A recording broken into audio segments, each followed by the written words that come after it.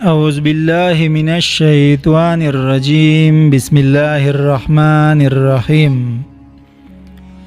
رکانہ پہلوان جس کے ساتھ رسول اللہ صلی اللہ علیہ وسلم نے کشتی لڑی تھی۔ رکانہ قبیلہ بنی ہاشم کا تھا جو کہ مشرک تھا اور بڑا ہی مضبوط اور دلیر پہلوان تھا۔ اس کا ریکارڈ تھا کہ اسے کسی نے نہ گرایا تھا۔ وہ ایک جنگل میں رہا کرتا تھا، اس جنگل کو ایزم کہتے تھے اور وہاں پر بکریاں چراتا تھا۔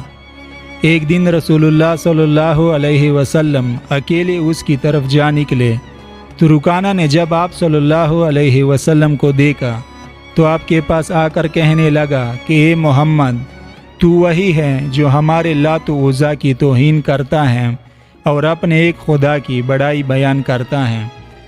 اگر میرا تجھ سے تعلق رحمی نہ ہوتا تو آج میں تجھے مار ڈالتا۔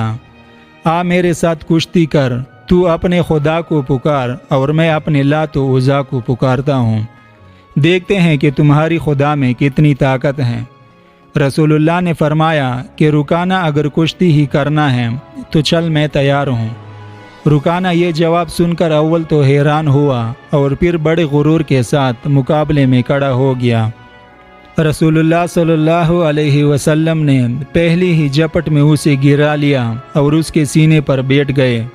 رکانہ اپنی زندگی میں پہلی مرتبہ گر کر بڑا شرمندہ بھی ہوا اور حیران بھی، اور بولا کہ اے محمد، میرے سینے سے اٹھ کھڑا ہو، میرے لات و عزیٰ نے میری طرف دیان نہیں کیا، ایک بار اور موقع دو اور آؤ دوسری مرتبہ کشتی لڑیں۔ چنانچہ رسول اللہ صلی اللہ علیہ وسلم اس کے سینے سے اٹھ کھڑے ہوئے اور دوبارہ کشتی کے لیے رکانہ بھی اٹھا۔ رسول اللہ نے دوسری مرتبہ بھی رکانہ کو پل بھر میں گرا لیا تو رکانہ نے کہا کہ اے محمد، معلوم ہوتا ہے کہ آج میرا لات و عزیٰ مجھ پر ناراض ہے اور تمہارا خدا تیری مدد کر رہا ہے۔ خیر، ایک مرتبہ اور آؤ، اب کی دفعہ لات و عزیٰ ضرور میری مدد کریں گے۔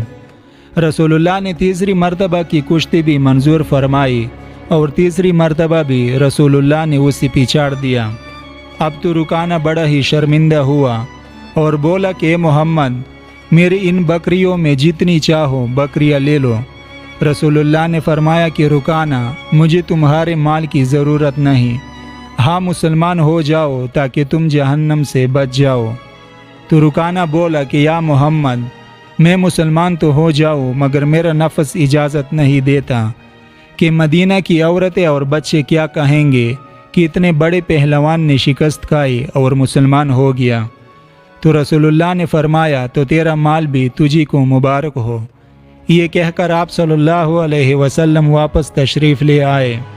ادھر حضرت ابوبکر اور حضرت عمر فاروق رضی اللہ تعالیٰ عنہ رسول اللہ کی تلاش میں تھے اور یہ معلوم کر کے کہ حضور وادی ایزم کی طرف تشریف لے گئے ہیں، متفکر تھے کہ اس طرف رکانہ پہلوان رہتا ہے، مبادہ حضور کو ایذا دے۔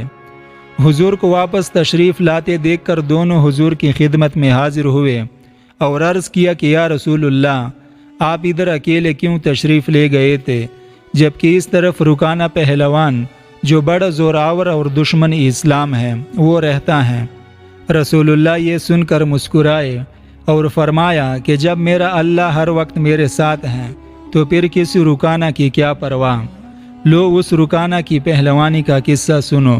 چنانچہ رسول اللہ نے سارا قصہ سنایا۔ صدیق اور فاروق سن کر خوش ہونے لگے اور عرض کیا کہ یا رسول اللہ، وہ تو ایسا پہلوان تھا کہ آج تک اسے کسی نے نہ گرایا تھا، اسے گرانا اللہ کے رسول ہی کا کام ہے۔